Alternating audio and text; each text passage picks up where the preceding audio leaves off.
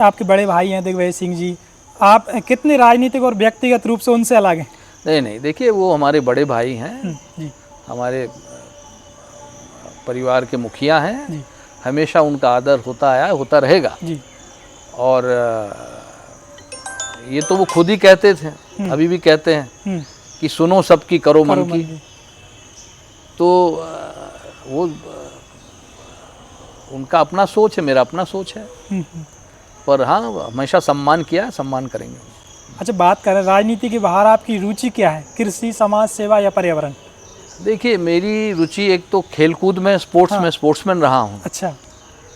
और अब चूंकि स्पोर्ट्स खेलने की उम्र नहीं, 70 वर्ष के हो गए हैं, तो कुछ वर्षों से मैं लगातार पर्यावरण के लिए काम कर रहा हूँ। वन संरक्षण, पर्यावरण, ये मेरी बहुत, इसमें मुझे बहुत रुचि है। और समाज सेवा, तो इन चीज़ों में मैं अपने आप को व्यस्त रखता हूँ। जैसी बात करें आपके बाद, क्या आपके बच्चे राजनीति में देखना चाहेंगे आप? देखिए ये निर्णय बच्चों का होता है, मेरे बच्चे, उनके बच्चे हो गए, हाँ।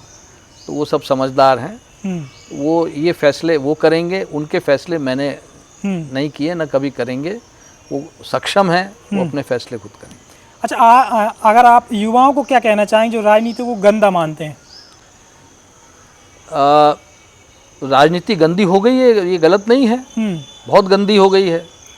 जब, जैसा मैंने कहा कि राजनीतिक पार्टियों में आंतरिक प्रजातंत्र ही नहीं है, एक प्लेटफॉर्म नहीं है जिस पे कार्यकर्ता खड़ा होकर बोल सके, तो ये गंदी राजनीति तो है। किस तरह काले धन का उपयोग होता है, किस तरह गुंडागिर्दी होती है, किस तरह असामाजिक तत्व राजनीति पे हावी हो रहे हैं। बिल्कुल।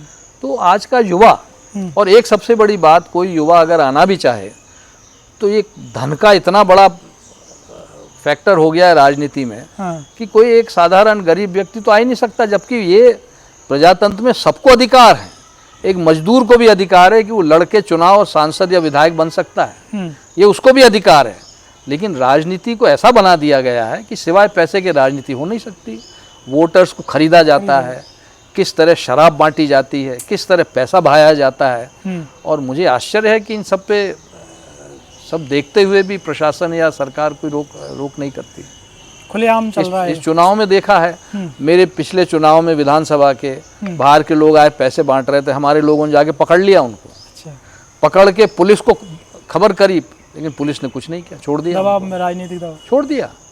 रंगे हाथ पकड़ा, उनका वीडियो बनाया, छोड़ दिया पुलिस ने। तो इस तरह ये प्रशासन की बहुत बड़ी गलती है। 18 साल के लक्ष्मण सिंह जी आज राजनीति में प्रवेश करते तो क्या अलग करते? और जोश से काम करते, विचार तो यही रहते। क्या आप राजनीति में सक्रिय रहेंगे या किसी नई भूमिका की तलाश में? नहीं नहीं, मैंने बताया ना आपको जी कि मेरे सभी साथियों ने, मुझे हजारों लोगों के फोन आए, कांग्रेस कार्यकर्ताओं के अधिकतर फोन आए, मीडिया वालों क्या है, लेकिन कांग्रेस कार्यकर्ताओं के बहुत फोन आए। और वो चाहते हैं कि साहब एक ऐसी कांग्रेस हम बनाएं जहां कार्यकर्ता की सुनवाई हो, कार्यकर्ता को आगे आने का अवसर मिले। जी। आज तो हर चीज हाई कमांड, वहां कुछ नेता है मुट्ठी भर, उन्होंने हाई कमांड को आसपास घेर के रखा हुआ है। जो वो चाहते हैं वो होता है। मेहनत करने वाला तो बेचारा, कई लोग तो ऐसे हैं जिनकी उम्र हो गई, उनको आज तक एक अवसर नहीं मिला। तो ऐसे नहीं चलती हैं राजनीतिक पार्टियां। इंटरनल डेमोक्रेसी होना चाहिए। जैसे कि बात करें तो क्या आप बीजेपी के टच में, या कुछ ऐसा फोन आपको निष्कासित करने के बाद? मेरे संबंध सबसे अच्छे हैं जी, और होना भी चाहिए जी। हमने वो राजनीति सीखी है। नरसिम्हा राव जी प्रधानमंत्री थे जब मैं सांसद बना था जी।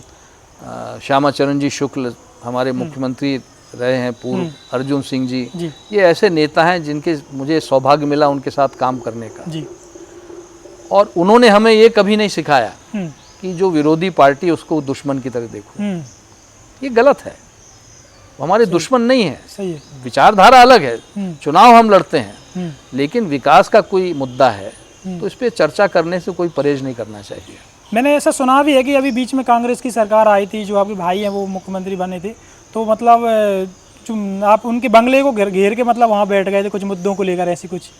नहीं, वो कमलनाथ जी मुख्यमंत्री थे, कमलनाथ जी, चांचौड़ा को जिला बनाना था, घेरने वेरने वाली बात नहीं थी।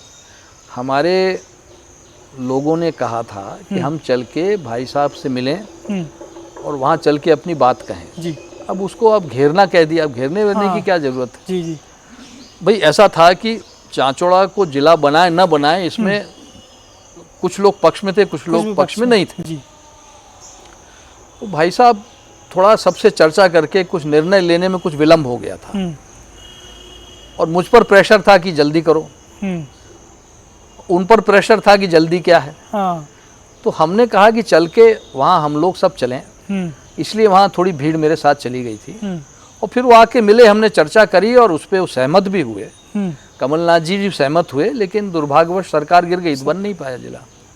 क्योंकि छोटे जिले के पक्ष में बहुत सारे लोग हैं, जनता पक्ष में है, पक्ष में न्याय मिलता न्याय है, मिलता है, जो आम जनता न्याय है उसे मिलता न्याय है। मिलता है। तो न्याय मिलना चाहिए, छोटे जिले होने चाहिए। जैसे कि बात करें, अगर कांग्रेस आपको बुलाती है तो क्या? देखिए मैं तो अब मैं एक जो नई कांग्रेस का के गठन का बीड़ा जी हम सब ने उठाया है, जी वो मेरे लिए सर्वोपरि है और उसको मैं आपको बनाकर दिखा दूंगा। किस टाइप की आपकी क्या कुछ मैंने बताया ना, इसका हम पंजीयन कराएंगे, हम्म, अभी सब मिलकर फैसला लेंगे, ये मैं नहीं लूँगा। हम्म, क्या नाम रखना है वो कार्यकर्ता तय करेंगे, चुनाव आयोग में पंजीयन कराएंगे हम्म, और फिर मैदान में निकलकर अपना सदस्यता अभियान चलाएंगे हम्म। और फिर अपनी ताकत दिखाएंगे। अच्छा, कब तक ये शुरुआत हो जाएगी आपकी नई कांग्रेस? शुरुआत लगभग हो चुकी है, चल रहा है। अभी क्या किसान व्यस्त है, जी। खेती का टाइम है, जी एक बार थोड़ा फ्री हो जाएगा तो हम लोग फिर हम भ्रमण पे निकलेंगे। जैसे कि बात करें आपकी पसंद की, आपकी सबसे पसंदीदा पुस्तक कौन सी है? अरे बहुत पुस्तकें मैंने पढ़ी हैं और राजनीति में है, जी कुछ फिलोसफर्स की मैंने किताब पढ़ी, फिलॉसफी में है, जी और खेल पर बहुत सारी पुस्तकें पढ़ता हूँ और इतिहास पे, मैं इतिहास का छात्र रहा हूँ, अच्छा। तो इतिहास पे बहुत सारी पुस्तकें मैंने पढ़ी हैं। जैसे कि बात करें, सबसे प्रिय नेता कौन रहे हैं आपके भारत में? भारत में देखिए, जी पंडित नेहरू एक सफल अच्छे प्रधानमंत्री रहे हैं, अटल बिहारी वाजपेयी जी बहुत अच्छे प्रधानमंत्री रहे हैं, जी और भी प्रधानमंत्री हुए हैं। वो प्रधानमंत्री पद पर पहुँचे तो उनका एक व्यक्तित्व है, तभी प्रधानमंत्री बने, बिल्कुल, चाहे वो चंद्रशेखर जी हों, विश्वनाथ प्रताप सिंह जी हों या और भी हों। जी देवगौड़ा जी बहुत साधारण परिवार से थे, वो प्रधानमंत्री बने। जी मनमोहन सिंह जी अर्थशास्त्री हैं। तो इन सबको, ये सभी प्रशंसा करने योग्य हैं। एक शब्द में अब जैसे बात करें राजनीति के बारे में, क्या कुछ कहेंगे आप? यही सब राजनीति के बारे में बात ही हो रही है। नहीं, क्या कुछ कहना चाहेंगे? राजनीति स्वच्छ होना चाहिए जी। और सस्ती होना चाहिए। जैसे कि बात करें आपने एक बड़े भाई के बारे में, तो दो शब्दों में क्या कुछ कहेंगे उनके? बड़े भाई दीर्घायु हों। जैसे बात करें भाजपा और कांग्रेस, ज़्यादा लोकतांत्रिक पार्टी कौन सी है? देखिए आज की तारीख में दोनों लोकतांत्रिक नहीं है। भाजपा के अंदर भी अब कई लोग कहते नहीं, एक भाजपा के विधायक ने तो इस्तीफा भी दे दिया है। हाँ, तेलंगाना में एक ने इस्तीफा दे दिया है, जी। और इसीलिए दिया कि साहब ये आंतरिक प्रजातंत्र नहीं है। शायद तो भाजपा में भी ये परिवर्तन आ रहा है। जी। हाँ, कांग्रेस में भी आ रहा है, आ गया और आगे और आएगा। बहुत सारे लोग छोड़ के कांग्रेस के हो गए हैं, क्योंकि बोलने का कोई अवसर नहीं मिलता है। जैसे कि बात करें, आपको लगता है कि आपकी राजनीतिक करियर में सबसे बड़ी उपलब्धि क्या रही? देखिए मैं जब राजनीति में आया था, राजगढ़ लोकसभा में मैं जब सांसद का चुनाव लड़ा था, तो पानी की बहुत बड़ी समस्या थी, सिंचाई की बहुत बड़ी समस्या थी,